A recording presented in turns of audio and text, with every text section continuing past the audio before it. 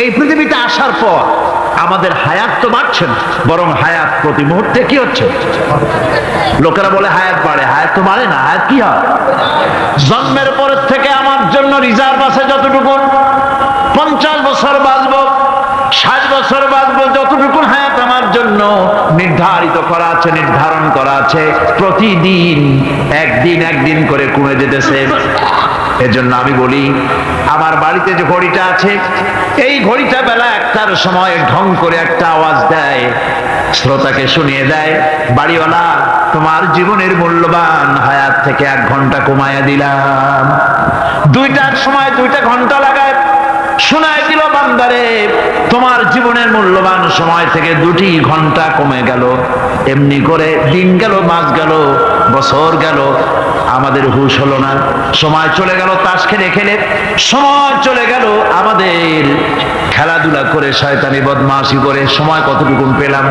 কিয়ামতের দিন, বিচারের দিনটা যেটা হবে, আল্লাহ রাব্বুল আলামিন বলেন বিচারের দিনটাই লম্বা হবে 50 আলফা সানা মিম্মা তাউদ্দুন।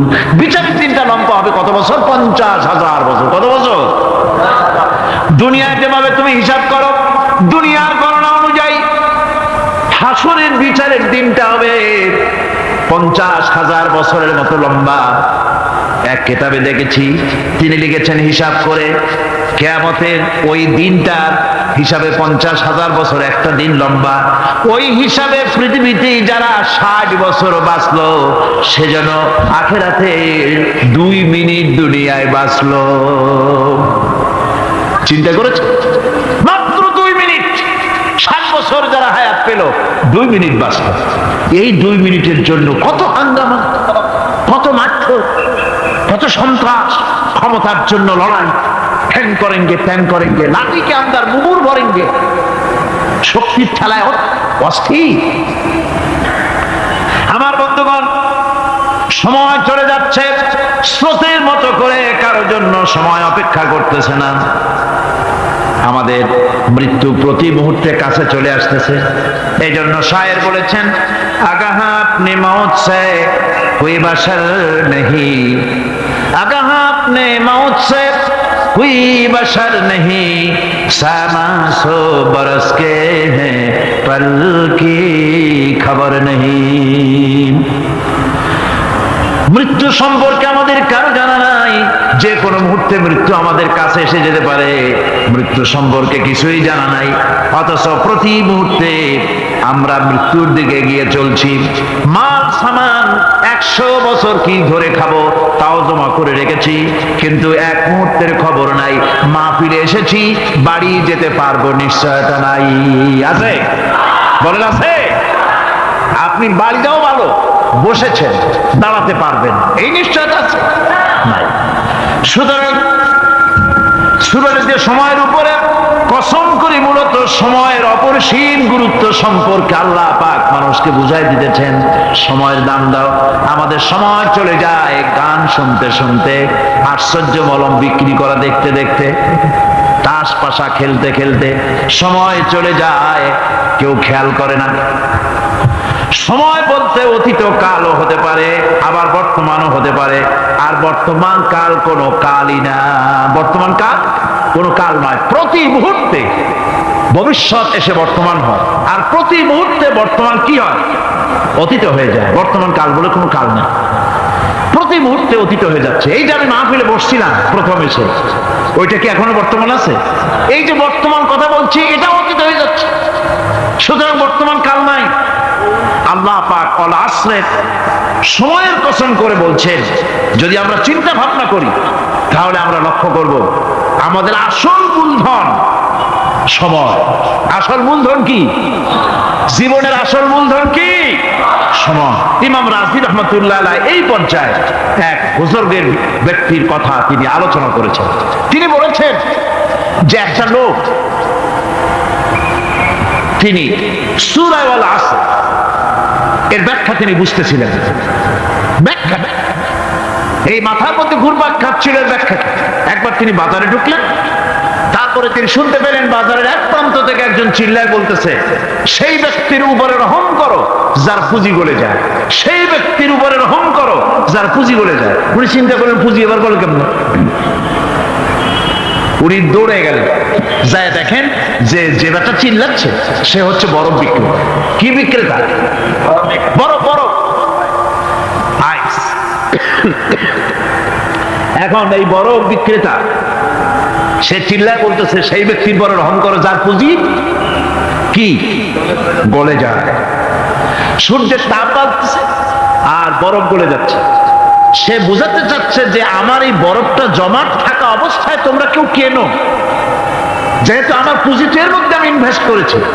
এটা যদি পানি হয়ে যায় তো পানি তো কেউ কিনবে না, এটা তো যেখানে সেখানে পাওয়া যায়। বরফ পাওয়া যায় না বলি তো আমি বরফ কিনে আনছি। তোমরা আমার প্রতি দয়া করো, তাড়াতাড়ি করে বরফটা কিনে নিয়ে যাও। ইমাম রাজি রহমতুল্লাহ আলাইহি বলেন, বুজুর্গ ব্যক্তি চিৎকার মেরে বললেন, আল্লাহু আকবার। আমি কিন্তু এই বরফ বিক্রেতার ঘোষণার মধ্য দিয়ে সূরা ওয়াল আসরের তাফসীর আমি বুঝে ফেলেছি।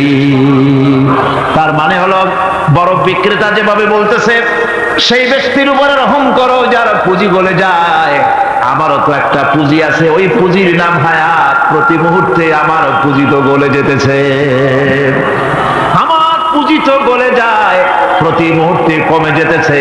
আহারে এই পুঁজি যে গলে গেল ধরে রাখতে পারলাম না, এই জন্য কিছুই তো করতে পারি নাই।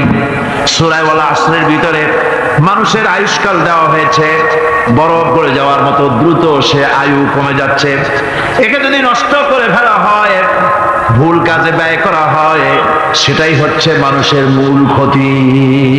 মানুষের মূল ক্ষতি। ব্যবসায় ক্ষতিগ্রস্ত হয়েছে, এটা মূল ক্ষতি নয়। স্বাস্থ্য হারাইছে, মূল ক্ষতি নয়। রাজনীতিতে ব্যর্থ হয়েছে, মূল ক্ষতি নয়। জীবনে মন্ত্রিত্ব হারাইছে, মূল ক্ষতি নয়। মূল ক্ষতি প্রতি মুহূর্তে সময় নষ্ট হচ্ছে, এটাই মূল ক্ষতি। ভাইরা, কিয়ামতের দিন জান্নাতীদের কোনো দুঃখ থাকবে না, সকলের দুঃখ থাকবে, জান্নাতীদের কোনো দুঃখ থাকবে না? থাকবে, থাকবে। জান্নাতীদের মনের মধ্যে একটা দুঃখই থাকবে, ভালো করে শুনুন।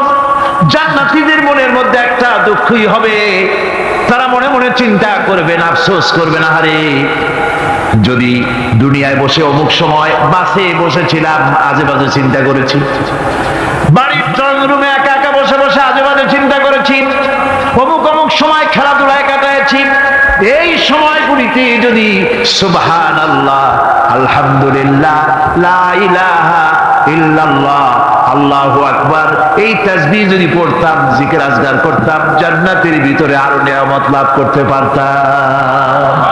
সময়টা তো কাজে লাগাইলাম। মানুষের শর্ত, মুমিনের সব কাজে সব। ওয়াকুলু লিন্নাসি হুসনা, মানুষের সঙ্গে ভালো ভালো কথা কও, মানুষের সঙ্গে হাসি মুখে কথা কও। একজনের সাথে হাসি মুখে কথা বললে আপনার একটা সৎকা দেওয়ার মতো সমান সব আমলনামায় লেখা হয়ে গেল। ভালো ভালো কাম করো। বন্ধুগণ, সময় দ্রুত গতিতে চলে যাচ্ছে, মানুষের জীবন ক্ষতিগ্রস্ত হচ্ছে। ক্ষতি থেকে বাঁচতে পারবে চারটা গুণ যার মধ্যে আছে, বাকি সব ক্ষতিগ্রস্ত হয়ে যাবে। আমার ভাইয়েরা, এই কথাগুলি বলে আল্লাহ পাক যেন এরকম একটা দৃষ্টান্ত দিলেন। আপনি যদি পরীক্ষার হলে গিয়া দেখেন ছাত্ররা পরীক্ষা দিতেছে, পরীক্ষার জন্য নির্ধারিত সময় কতটুকুন? 3 ঘন্টা। 3 ঘন্টা, 3 ঘন্টা।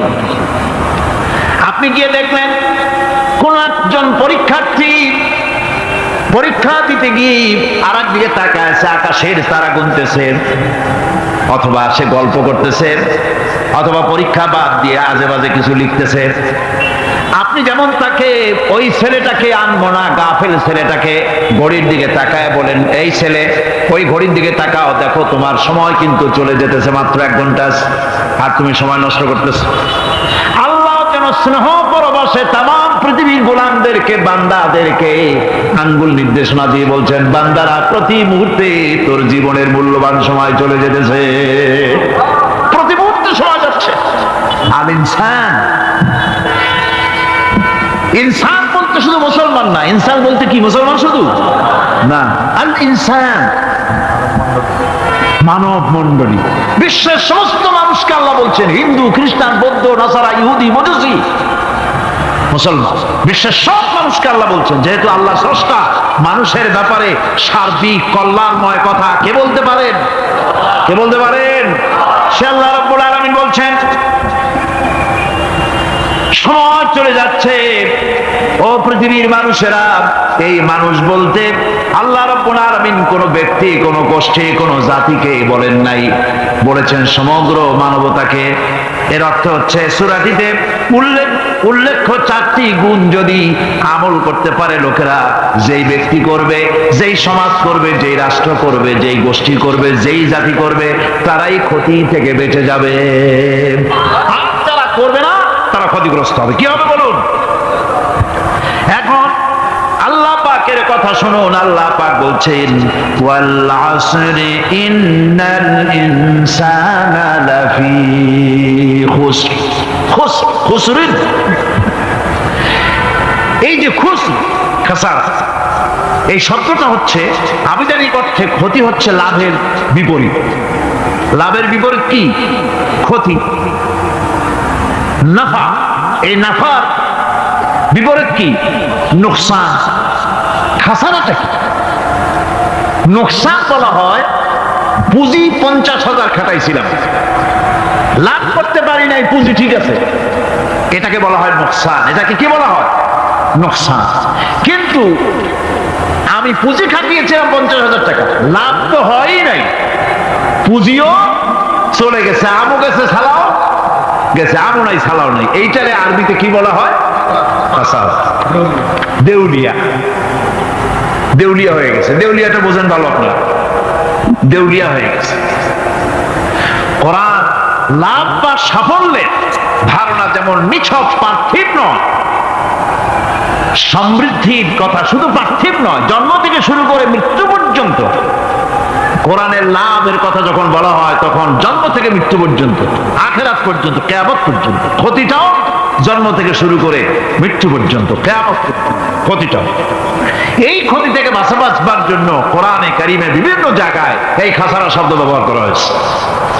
আল্লাহ রাব্বুল আলামিন বলছেন, ওয়ামান খাফফাত মাওয়াজিনুহু ফাউলাইকাল্লাযীনা খাসিরু আনফুসাহুম বিমা কানু বিআয়াতিনা ইয়াযলিমুন।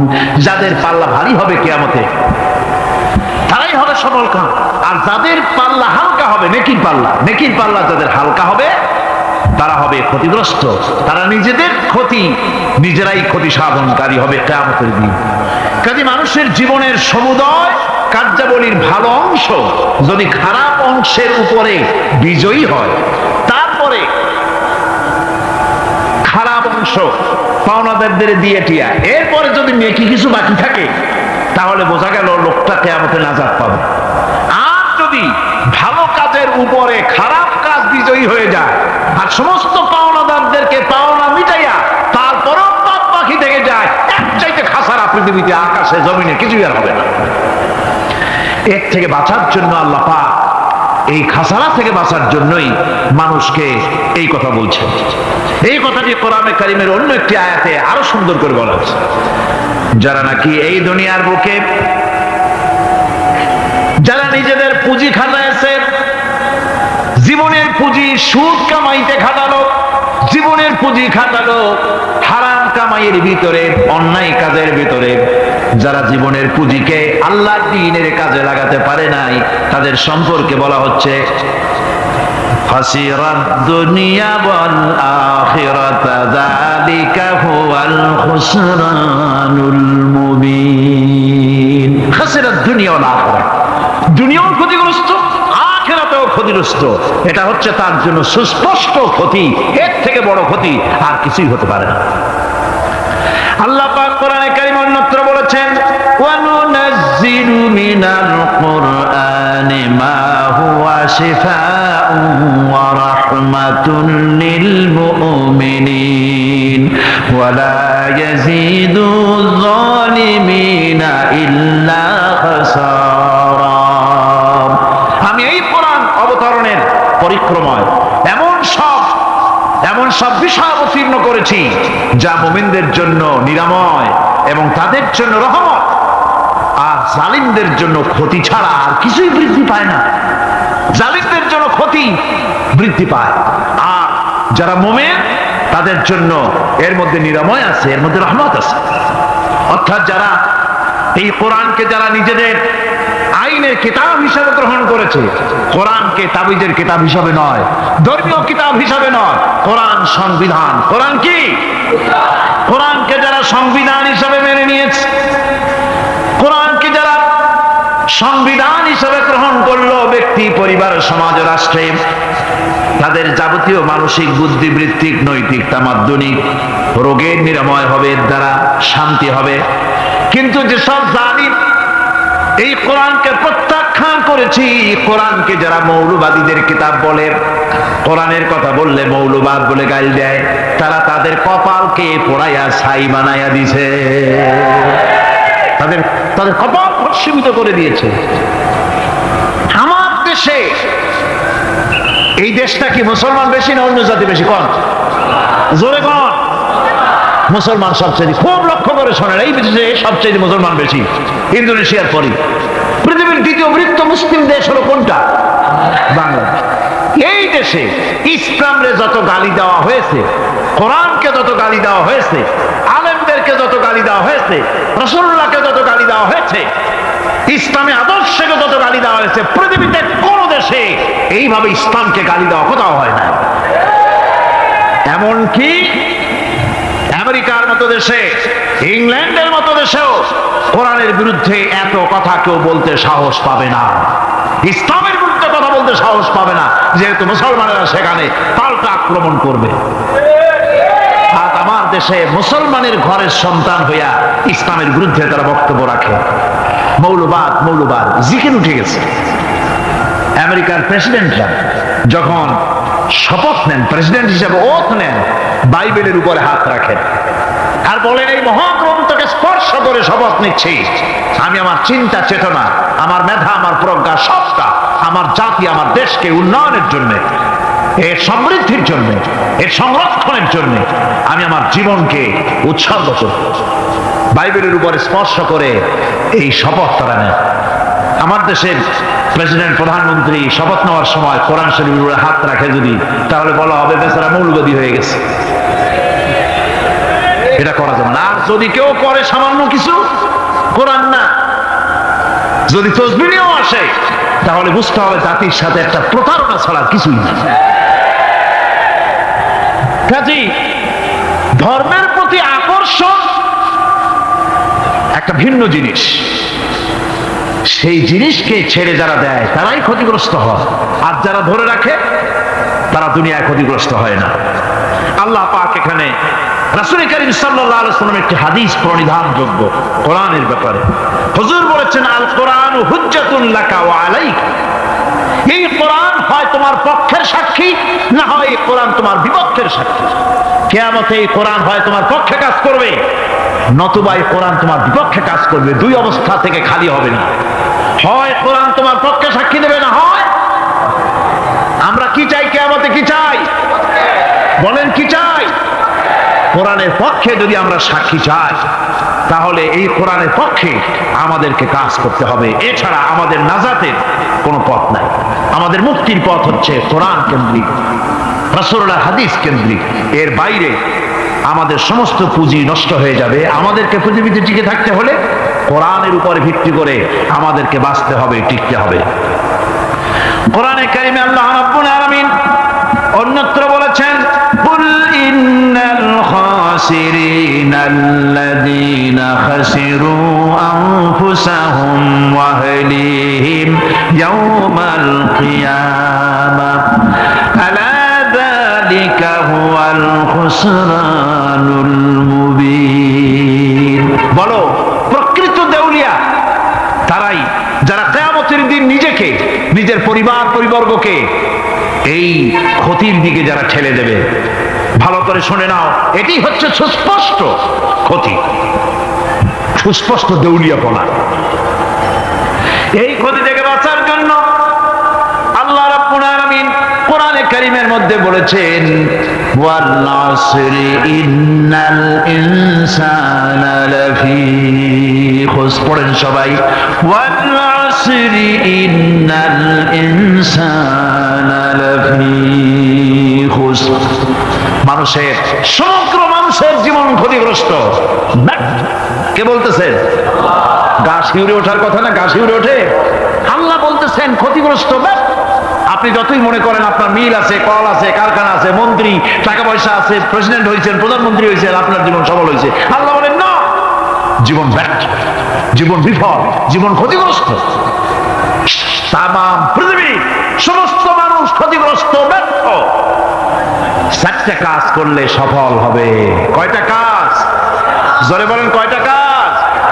ইল্লাল্লাযীনা আমানু ওয়া আমিলুস সালিহাতি ওয়া তাওয়াসাউ বিল হাক্কি ওয়া তাওয়াসাউ বিস সাবর। 4টা কাজ করলে জীবন হবে সফল। এই ব্যর্থতা থেকে, এই ক্ষতি থেকে যদি বাঁচতে চাই কিনা? কারা কারা চাই? দেখাই তো হাত। কারা কারা চাই? ক্ষতির হাত থেকে বাঁচতে চাই কারা? আলহামদুলিল্লাহ, হাত নামান।